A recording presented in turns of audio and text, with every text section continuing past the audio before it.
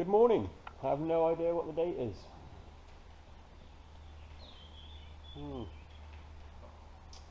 Monday the 27th. A fresh new week at this old French house, the rebuild. I think one of my clients has been doing a rain dance because I said if it rains, I'll come and work on your projects instead. Very grey day today. Right. No excuses, we've got cover, so I'm going to do as much as I can. I hate working in a mess. As you know, I like to keep a nice tidy site. I think the first job of the day is to clear all this mess up, sort it all out. And then if the rain holds off, I'm going to get all the cuts done for the gable, get that done.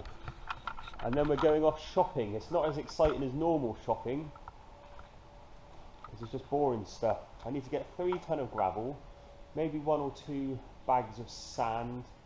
We're going to go get some prices on some tiles and a few other things which I mentioned the other day in the last video. And yeah, keep progressing. Really keen to get this roof on. I'm doing it in stages. I want to get this roof on purely because if we get this part of the roof done, it means the felt, the batten, the structure is protected from the elements. Obviously with the weather so harsh, in the sunlight, it's damaging to the felt. It has a 3-month, where you can leave it out with UV protection. After that it starts to degrade, so I think the sensible thing to do is just get it done. Once that's done, I have a game plan. We have a huge wall getting built from there to there. There's going to be a door opening there. It's going to go the whole way up, so it's basically going to match that wall there. That will be the spine wall, and that is in place. So when we put these huge purlins in, because we're going to have laminated engineered wood spanning from there to there, ridge beam, and then another one up there going along. So yeah, we need something for it to sit on. Right, I'll stop waffling and we'll do a before and after. Ready? This is a before.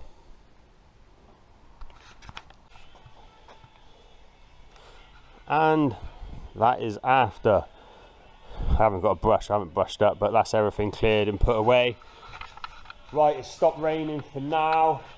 What I'm going to do is I'm going to get all of these blocks cut, purely because we've got that pallet left with them on. I'd like to use them up and get rid of that pallet and clear up and keep materials to a minimum on site. I'm working with the attitude of I'm in England and there might be thieves around nicking stuff, so I try and keep materials to a minimum. That's why I try and keep it as sparse as possible. Right, let's set up and get cutting. Right, I'm cracking on with all the cuts. I'm not going to film it because we built a whole house. So you've seen all the cutting and the laying and stuff, so you know how it's done. So I'll get it all cut. So that's what it looks like now, and we'll come back when it's finished. And this is after. Ta-da! Messy, dusty job. That has taken ages to do on my own. Obviously having to keep going up and down, up and down, up and down with all the measurements. But it's all done. We've been off and got a few prices. We got a quote for all the tiles for the whole roof, about 1,900. One of the quotes has come in, which isn't terrible. So we're just going to go off, do some comparisons, because if we can save 100 or 200 euros here and there, we definitely will. So they're on their way. Where have I put them? Oh, that's it. So these are the tiles we're using. They're called double Romans. It's been specified, like I said, we have to use these, and apparently this is the colour of choice around these parts. So that's what we've got to use. I'm going to clean that mess up. Bit video magic. Ready, steady, done. As easy as that. I love video magic. Right, I'm going to get some batten up on the roof and start setting out, I think. Right, it's another day. Hopefully it's not going to rain because I'm going to be up on the roof all day setting out. Look at the colour of that sky, he says. Right, I've got some battens put up there, I've got my ladder, I've got everything I need. What I'm going to do is go up there, take my time, set it all out, get it exactly where it needs to be, and then I will talk you through what I've done so you can understand what's happened as well. That does not look good. Right, I am up on the roof. I've very carefully set out the first two battens, which is this one and this one. That's just the bottom one to kick the tiles up to keep them all level. Right, what happens is you need an overlap, so the tile overlaps enough so the rainwater goes into the gutter. So what's happened is where the end of the truss is here, I've allowed 20mm for the fascia plus the gutter bracket and the overhang, so the tile overhangs in the correct position. The lug then sits on here, so when the tile's in place we've got the perfect overhang. I've then allowed 100mm overlap, so what I'll do is I'll go get the tiles and show you. Right, so there's your overlap.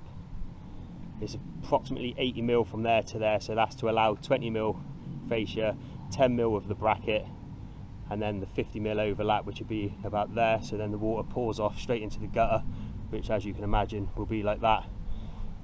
Right, it's a bit awkward filming one-handed on your own up on the roof, so you have to excuse the erratic movement. This is the tile upside down. That is what we mean by a lug, so that's what over hooks onto the batten. With this, because we do get moss build up on this particular roof and it is a bit exposed on that other side with a big open field, I'm going for 100mm overlap.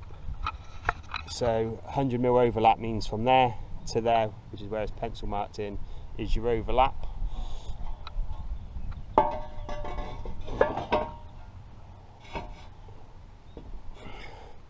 So as you can see, there's your overlap, and then the lug sits on like that there.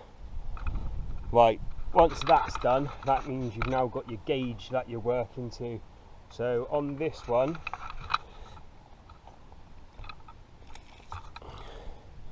from the top of the batten to the next batten, as you can see, is 33.5 centimeters or 335mm. I prefer to work in millimeters, so 335. So we now need to do some fancy calculations, which I'm going to watch the video, learn it again, and then I will tell you all about it. Right, the next thing is to measure from the top batten down to where we're working it out from. Now what he recommends doing is putting the batten not right at the top, which is this is your ridge, but just down a little bit to allow a lug to sit on top. So that space in there is to allow a lug to go on top. So now what I'm going to do is hook the tape measure onto there and measure down to that batten down there. So I'll do that now. Right, so the measurement is 3933 or 4. I wrote it down as 3933. Still, oh, it's because I'm off at an angle. Tape measures moved across at the top. Right, I've got it down as 3933. So for the calculations, it's 393.3, and then because you're working to that gauge, which is the space in between the two battens, which was 335, you've then got to do the equation, so you divide it. So I'll do that now. Right, I'm not sure how clearly you can see that because it's quite sunny, but 393.3 divided by 33.5 equals 11.74. So you round it up to the nearest, which is 12. So what that means is there's going to be 12 rows from that point above. You then divide the number, the length. This is why you want to watch the video, because obviously it ain't a dumb West Country boy trying to tell you how to do it. It's a proper bloke with years of experience. But basically the length from the top down to this batten, which is 393, so 393.3, then you divide it by the 12 for your 12 rows. So you divide it by 12, equals 32.77. Right. Right, if you can see that, you can read it down. So the distance from the top down to the batten with the desired spacing, so you do the calculations. His calcs have worked out at 32.75, and funnily enough mine's coming at 32.77. So the gauge we're working to is exactly the same for both roofs, but he's got an extra 2 rows of tiles. Wowzers. Right, I've just double checked all the calculations. In this video I'll put the description of the link so you can go check out what I'm actually waffling on about. It's quite a simple thing once you've done it. I'm not going to explain it again because I'm rubbish at explaining things that I don't understand, but basically I've now got my gauge 32.77 millimeters. So what that means is the gap from there to there will now be 32.7 millimeters. Easy. So what I'm going to do is cut a little bit of wood to that measurement, and then that way I can just ping a line, straighten the batten out, and then just put the spacer in between. Do it, job's a good one. Right, I pinged a line from one end to the other because, like most French wood, I noticed this row and this row were a little bit wonky, not massively, but if you put one in straight and then I'll make a spacer, so between the next one there to there I'll measure that distance, cut a bit of wood exact, and then I can go along putting it in between, nailing it, and then that way it'll follow the battens nice and straight the whole way up to the top there. That's now all sorted. That's the hard bit done. All I got to do now is, like I said, cut that bit of wood, work my way along, fixing it the whole way up, and then that'll be this side done, and then I get to start again on the other side. Happy days, really pleased with the way that's gone. I might put the camera down there so you can film the magic in high speed.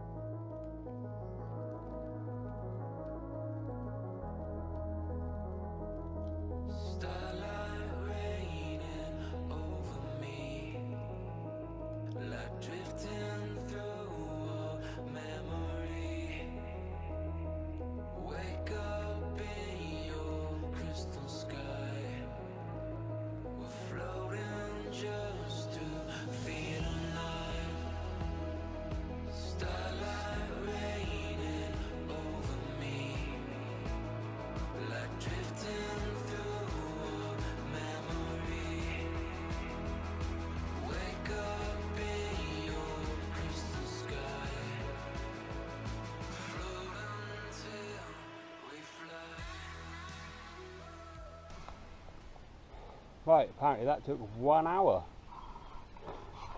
I think it took longer than that. Right, that's that side all done. Let's go around to the other side and we'll do a before and after. Okay, this is the before. And that's it done. Right, let's go up and have a look. Right, there you go. As you can see, if you look down the runs, because I string lined it in and bent the wood into place so it's nice and straight, that's then continued the whole way up. And what that stops is, you'll see it if you're out and about looking at roofs, you'll see wonky roof lines. I didn't want that, especially on a new build. I want it to look very professional, very crisp, very clean, which is what I'm aiming for. Really pleased with the way that went. Like I said, fixmyroof.co.uk, brilliant website and YouTube channel. That's me done up here for a little bit. We're just waiting on some prices, like I've said, so I'm not sure what I'm going to do next. We'll see you tomorrow.